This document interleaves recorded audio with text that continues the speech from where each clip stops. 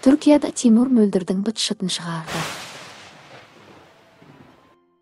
Қосылайық тележобасының 2 және 4 маусымының бұрынғы қатысушысы Мисс Қосылайық 2023 номинациясының иегері Мөлдір Қалыбекова осы жазда Түркияға қоныс аударған болатын. Бір айдан кейін бұрынғы жігіті Тимур Мөлдірдің соңынан қуып Түркияға барды. Мөлдір Тиманы жақсы қарсы алды. Қазақстаннан қашып келсем Стамбулға келіп отыр. Жарты сағат күттіріп қойып отыр. Қоймай келіп алды. Қос ғашық бірнеше күн бойы махаббаттың тәтті сәттерін бастан өткерді. Желі қолданушыларының көбі Тимур мен Мөлдірдің қайта қауышқанына қуанып, қос жұпқа бақыт тіледі. Әсіресе Тимурдың анасы Клара тәтенің қуанышында шек жоқ.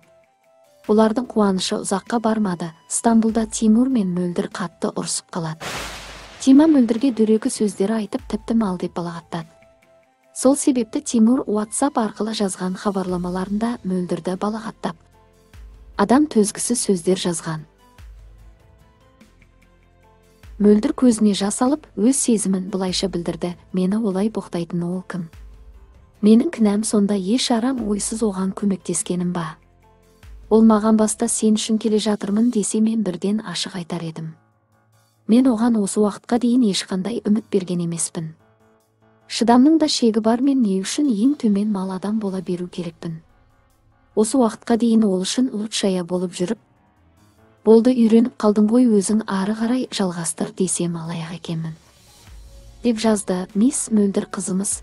Еске сала кетейік, Мөлдір Стамбулда жаңа кәсіп бастаған болатын. Айта кету керек, Тимур да Стамбулда саудамен айналысады.